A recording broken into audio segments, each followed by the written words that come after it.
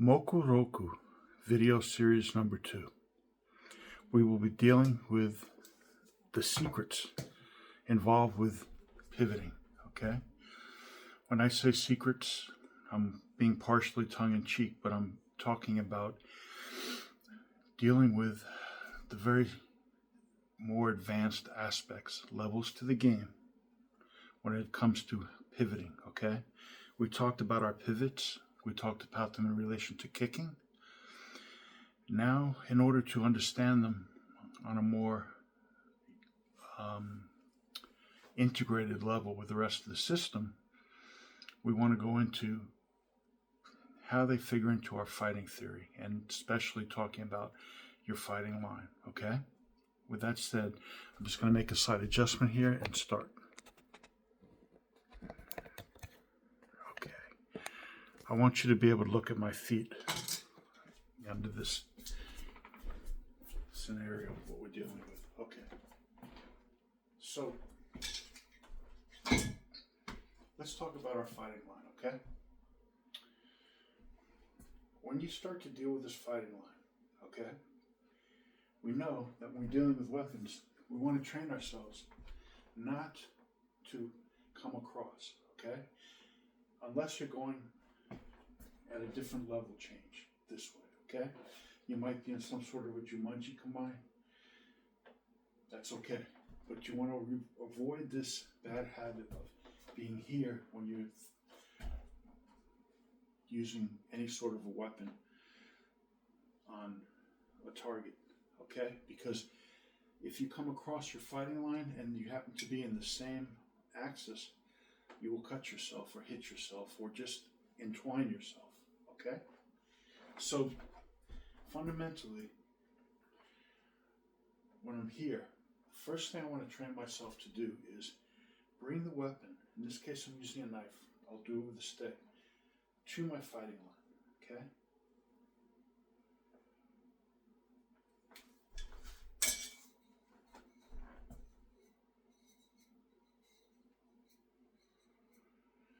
I'm bringing it right to my center line here. Now, I can also talk about going this way, both axes, okay? This, same idea, coming right here, okay?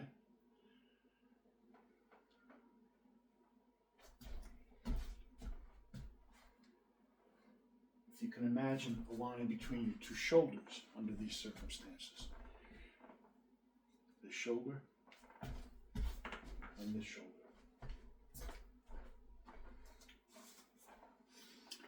You want to train yourself when you want that weapon to carry over into a cut, a strike, whatever the case may be, to do that with your body.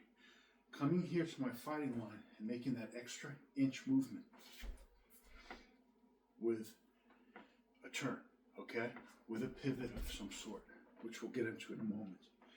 But understand that just training yourself habitually, this idea that when I'm making these cuts, okay, boom, to come past this line, to do so with some sort of either a twisting movement, okay, a stepping movement, some sort of footwork, etc. Okay? If I do it with a twisting type movement, then we're dealing with simply pivoting, okay? I'm sorry, we're dealing with simply twisting past that line, making care to protect this area right here, okay? Which brings us to the pivot, okay?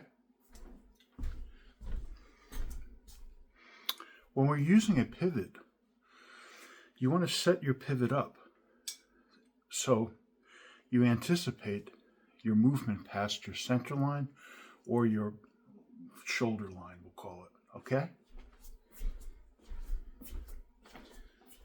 Watch my feet, okay? See this movement? This allows me now to cut here, just past this line. I'm cutting right to here on my own body, okay?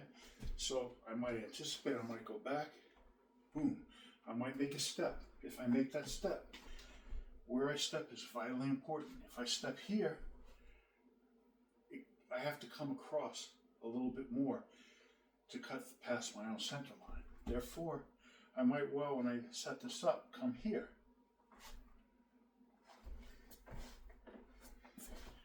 Again, watch the heel. Boom, okay? In this case, by pivoting off the heel, I can come past the center line using a shoulder rotation, okay? Not some sort of a swinging movement, a weak movement. I can make a twist or a shoulder rotation off of this heel pivot, okay? Doesn't have to be slow, okay? You're here, just very quick. Okay, where I step, very important.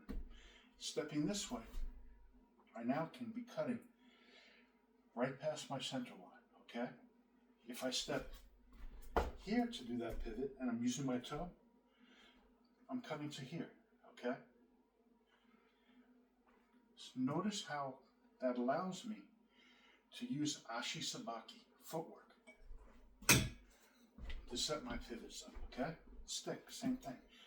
When I'm hitting with this stick, if I practice hitting here, that's right to my center line, okay?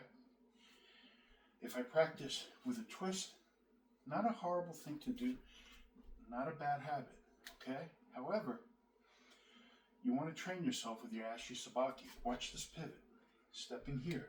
By stepping here, the strike will go where it has to go. I don't have to try to push past my center line, okay? One, stepping out this way. Watch the secondary strike. One, see where the foot is? Okay? These are mostly heel pivots in this case. 1, 2. Coming this way. Again, if I'm just using a strike here, okay, I'll come straight with this angle. Here, shoulder, okay, between my shoulder line, okay? Back front shoulder, if I'm coming here, okay, here, okay?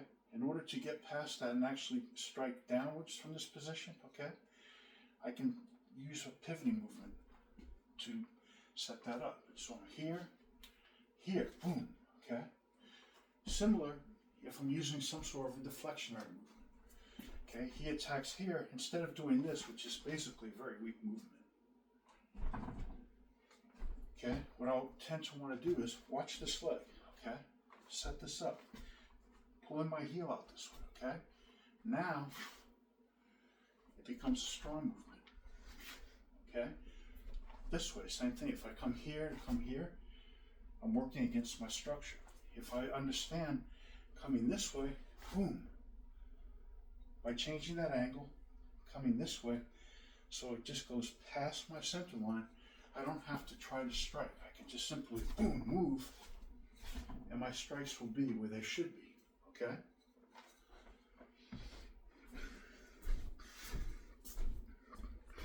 So let's conclude the video and just go through a little bit of review of how my ashi sabaki is setting up my striking, okay?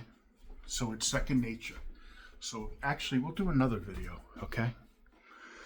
What I want you to take from this is I'm training my muscle memory, okay? And I'm training my body to put itself in the right positions, okay? So that everything happens on a reflexive level. I don't have to try to think about it, and I don't have to try to do things that will put me out of position and compromise and give my opponent an opening, okay? So we'll do, one more video and sort of wrap this up so it's nice and easy to understand.